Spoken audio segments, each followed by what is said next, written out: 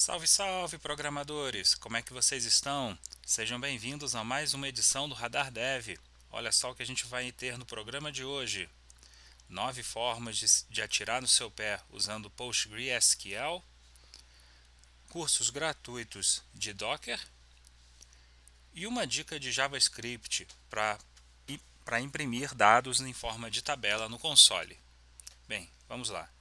O primeiro item é uma lista aqui de 9 coisas que você pode fazer no PostgreSQL para deixar o seu dia um pouco mais complicado. Eu vou passar aqui pelos itens mais interessantes, mas vale a pena dar uma olhada no link para ver a lista completa.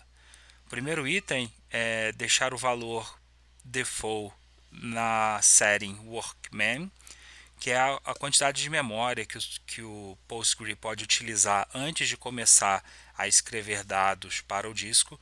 O valor default é 4 megabytes e na sua máquina em desenvolvimento e no começo em produção você provavelmente nunca vai ultrapassar esse valor, mas conforme a sua aplicação, o seu banco for recebendo mais dados, esse valor um dia mais cedo, mais tarde vai passar desse valor de memória. Aqui o autor ele deixa uma sugestão de valor, o valor de memória da instância, pegar 80% dele, menos quantidade de shared buffers, dividido pela quantidade de conexões. O segundo item da lista é colocar toda a lógica da sua aplicação em funções e procedures do Postgre, o que até é bem comum você colocar muita lógica da sua aplicação dentro do banco de dados, também utilizar muitos triggers, que também é semelhante, sempre que uma coluna, sempre que uma célula da tabela é atualizada, você executa alguma operação. Esse tipo de coisa se justifica se for uma operação onde é importante você economizar o tempo da viagem até o banco de dados. Ou se for um dado que é difícil você obter, é muito caro, muito lento obter aquele dado, então é melhor você já utilizar aquele dado em uma operação sem sair do banco de dados. Mas normalmente, para preservar sua sanidade, é melhor você evitar colocar muita lógica na sua camada de banco de dados. Tem outras dicas interessantes também, mas a outra essa aqui também é interessante é não utilizar explain and analyze. Sempre que você for refatorar uma query já existente, utilize explain para ver a diferença no desempenho da sua query alterada. Isso é bem importante.